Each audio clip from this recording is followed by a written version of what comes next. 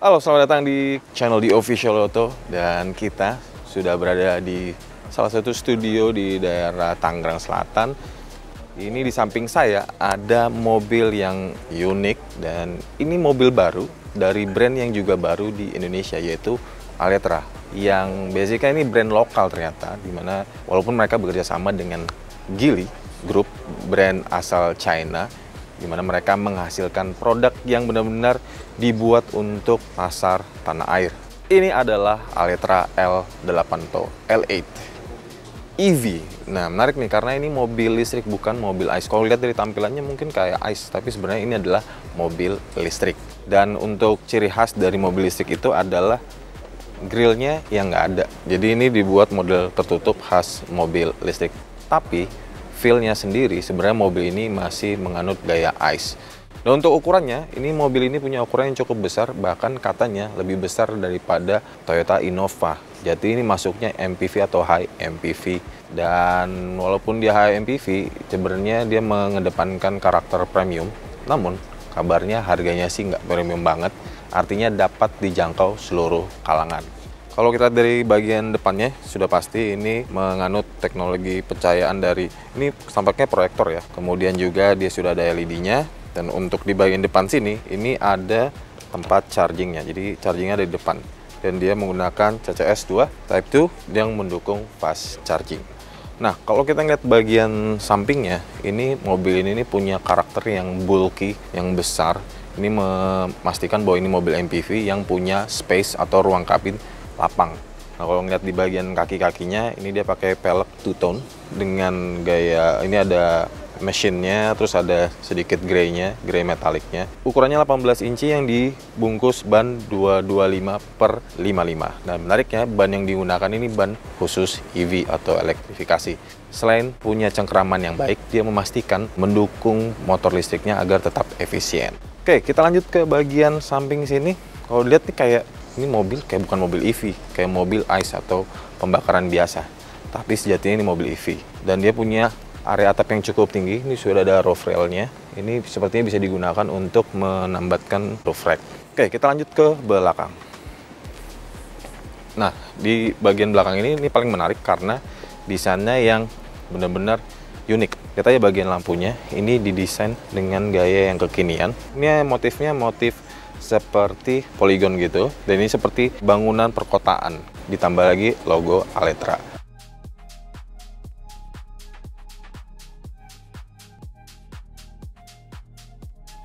Dan nggak ketinggalan, ini dia pintu bagasinya itu sudah hidrolik elektrik. Tinggal pencet maka pintunya kebuka, bukan manual ya. Ini tentunya menarik karena akan memudahkan pengguna untuk memasukkan barang ke dalam bagasinya. Apalagi yang menarik, nih kita lihat bagasinya. Ini ada 1, 2, 3, 4, 5, 6, 7. Artinya untuk mobil keluarga ini sangat mumpuni. Dan kalau merasa ini masih kurang muat, ini jok baris ketiganya bisa dilipat hingga rata lantai. Oke, nah seperti apa sih kabin dari Aletra L8 ini atau L8? Nah yuk ikutin saya ke dalam kabinnya. Nah, ini dia kabin dari Aletra L8. Dimana katanya Aletra sendiri itu melakukan banyak tweak untuk feature maupun tampilannya. Jadi mereka bilang ke Geely, ini ada beberapa komponen yang harus disematkan karena mengikuti kebutuhan konsumen tanah air. Contohnya, tombol fisik untuk AC. Fitur yang sebenarnya makin jarang ditemukan pada mobil asal China, bahkan di beberapa model Jepang juga mulai menghilang. Di mobil Cina khususnya yang EV ini tuh semua dipindahkan ke dalam head unit yang menjadi kontrol pusat. Tapi Aletra L8 ini masih mengaplikasikan model fisik. Ini tentunya bertujuan untuk memastikan pengalaman berkendara dari si pengemudi ini tetap prima. Artinya fokus berkendaranya itu tetap ada. Itu baik lagi ke preferensi masing-masing. Apakah Anda lebih suka kontrol lewat head unit atau melalui tombol fisik. Nah, Kita lanjut lagi untuk tampilannya. Ini dia udah pakai head unit berukuran sekitar 12 inci. Jadi untuk multimedia ini udah enak banget. Dia bisa terhubung ke handphone melalui Android Auto maupun Apple CarPlay dan nirkabel. Lalu dia juga ada kamera 360. Jadi kemampuan untuk parkir jadi sangat mudah dan praktis. Tampilannya itu udah 3D nih gitu. Kita bisa ngeliat semua area sekitar mobil. Kalau kita lihat di dashboardnya sendiri, ini dia sudah menggunakan material kulit soft touch. Nah, menariknya ini di dashboard ini ada motif seperti kayu. Ini membuat tampilan dari interior jadi lebih mewah. Untuk setirnya sendiri pakai palang 3, dan tadi kita udah sempat nyoba nyetir. Jadi dia ini bisa diatur sebenarnya mau comfort, normal atau sport. Kalau sport itu setirnya tuh bakal jadi lebih berat, sementara comfort itu jadi paling ringan. Tapi setirnya ini akan terasa semakin berat ketika kecepatannya semakin tinggi. Nah, kita lanjut lagi untuk di konsol tengahnya. Ini model floating, ini ada di bawahnya, juga ada untuk space naruh barang. Dia juga ada untuk ini charger kunci, kemudian ini ada power outlet 120 watt. Kemudian ada colokan USB, ini sebenarnya untuk naruh flash disk supaya multimedia bisa diakses. Kemudian di atas ini tuh charger nirkabel untuk smartphone, dan dia sudah mendukung yang fast charging. Dia udah ada untuk kompartemennya. Ini modelnya model yang membuka ke kiri kanan. Terus ada tombol apa lagi? Ini sudah electric parking brake, kemudian ada auto hold. Di sini ada pengaturan untuk regenerative brake-nya.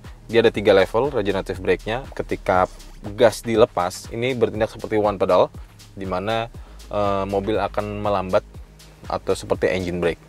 Lalu di sini ada traction control yang bisa dimatikan, dan di sini ada drive mode. Drive mode ini ada 2, Eco dan Sport. Sport itu respon terhadap akselerasinya akan lebih cepat. Walaupun memang, nah tadi kita sudah sempat nyoba jalan keliling-keliling daerah sini.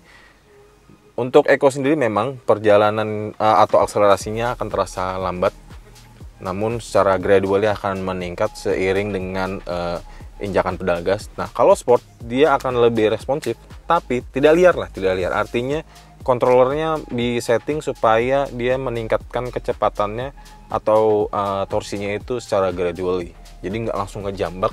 Ini kan mobil keluarga, nggak perlu karakter yang seperti mobil sport. Oke, kita lanjut di bagian atas. Ini dia menggunakan bahan fabric, ini plastik ya. Terus di atas ini tuh ada konsol untuk pengaturan lampu, dan juga ini pengaturan shade untuk panoramic sunroof. Sunroofnya ini fix, nggak bisa dibuka, tapi dia panjang banget dari baris pertama sampai baris kedua, dan dia ada sunshade-nya kalau masa panas ini bisa ditutup. Overall sebenarnya untuk panel instrumennya dia ini udah digital dan punya tampilan yang dapat berubah dari Eco ke Sport. Itu tampilan berubah, kalau Eco warna biru, kalau Sport warna merah. Kita lanjut lagi terkait dengan fitur-fiturnya, terutama fitur safety. Nyatanya Altra L8 ini nggak ada ADAS atau Advanced Driving Assistance System yang menggunakan sensor radar dan sebagainya, tapi sistem standar seperti ABS, EBD, BA, bahkan ada TPMS atau Tire Pressure Monitoring System itu juga sudah disematkan, termasuk airbag. Airbagnya itu ada 4, 2 di depan dan samping. Kemudian juga ada fitur-fitur seperti ini, ada cruise control. Speakernya juga ya lumayan lah, ada kalau nggak salah itu ada 7 speaker disematkan. Pengaturan jok ini sudah 1, 2, 3, 4, 5, 6. Nah, 6 arah, jadi bisa tinggi juga nih. Dan dia sudah elektrik. Begitu juga dengan penumpang baris pertama, dia juga sudah elektrik. Oke, kita lanjut ke baris kedua, di mana itu menjadi salah satu area yang sangat penting karena ini adalah mobil MPV keluarga. Nah, ini dia baris kedua dari Altra L8.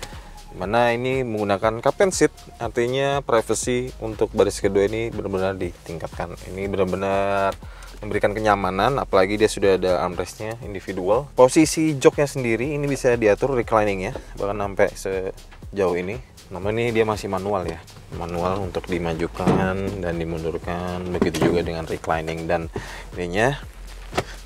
Tapi overall dia karena menggunakan material kulit tentunya nggak hanya memberikan visual yang mewah, tapi juga tetap memberikan kenyamanan.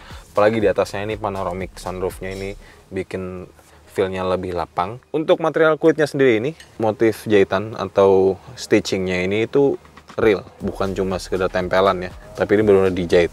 Bahkan di door trimnya, ini seperti di sini itu ada jahitan, ini jahitan real. Ini nggak banyak fitur sebenarnya. Di sini ada colokan untuk charger smartphone. Ada yang Type C, ada yang Type A. Kemudian ini double blowernya. Bahkan juga ada di bagian atas ini. Nah, jadi ada yang dari bawah, ada bagian atas. Ini tentunya akan memaksimalkan pengaturan suhu kabin sesuai dengan preferensi dengan lebih baik, lebih cepat. Oke, kita lanjut ke baris ketiga. Ini aksesnya cukup mudah karena ini Captain Seal. Oke, kita sekarang berada di baris ketiga dengan catatan di belakang ini ada bagasi banyak banget. Tadi ada 7 koper berukuran kecil di belakang. Alhasil ini baris ketiganya untuk sandarannya jadi sedikit tegak ya. Tapi setidaknya ini masih memberikan kenyamanan walaupun memang untuk area kaki ini harus di adjustment lagi khususnya untuk si baris kedua. Dimana saya sempat duduk di baris kedua, ini settingannya seperti ini. Ini memberikan ruang kaki yang sebenarnya nggak terlalu luas ya, apalagi untuk telapak kaki saya ini masih harus tricky, jadinya seperti singkap seperti ini. Dan untuk area headroomnya ini agak sedikit sempit, tapi setidaknya di sini ada untuk ventilasi AC-nya, di sini udah ada, di kiri juga ada. Kemudian ada colokan Type A dan juga cup holder. Oke, kita lanjut lagi ke bagian performanya seperti apa. Let's go. Nah, untuk performanya ini dilengkapi tentunya dengan motor listrik dengan tenaga 120 kW atau 160,9 horsepower dan torsi 240 Nm. Untuk tenaganya sendiri itu disalurkan ke roda depan atau front wheel drive, dan tentunya untuk baterainya ini yang paling menarik nih karena dia pakai teknologi short blade. Dia sudah bulletproof, tapi bukan artian itu anti peluru kalau ditembak terus pelurunya mantul gitu, enggak. Jadi tembak pun tidak membuat kebakaran. Ini artinya tingkat safety-nya benar-benar mumpuni. Dan untuk kapasitas baterainya itu ada dua, yaitu 50,4 kWh. Itu daya jelajahnya di 430 km. Sementara baterai yang keduanya itu lebih panjang, long range-nya itu 64,74 kWh untuk daya jelajah 540 km. Ini berdasarkan pengujian CLTC. Alitra sendiri katanya sudah mencoba ke Semarang, dapat aktualnya itu sekitar 490-an. SPKLU juga udah mulai banyak di sekitaran tol, jadinya itu possible lah untuk kalau mau dari Jakarta ke Surabaya itu udah possible banget pakai mobil listrik. Nah, untuk baterainya lagi, ini dia punya fitur yang namanya V2L, Vehicle to Load. Katanya itu bahkan bisa nyalain 4 AC pakai mobil ini gitu. Sampaikan komentar Anda di kolom komentar kami mengenai mobil ini. Kalau mau ngasih masukan boleh banget. Dan jangan lupa untuk subscribe channel The Official Auto, Carvaganza, dan Zeequels Indonesia. Baca juga artikelnya biar dapat informasi lebih jelas. Sampai jumpa di video berikutnya. Bye-bye.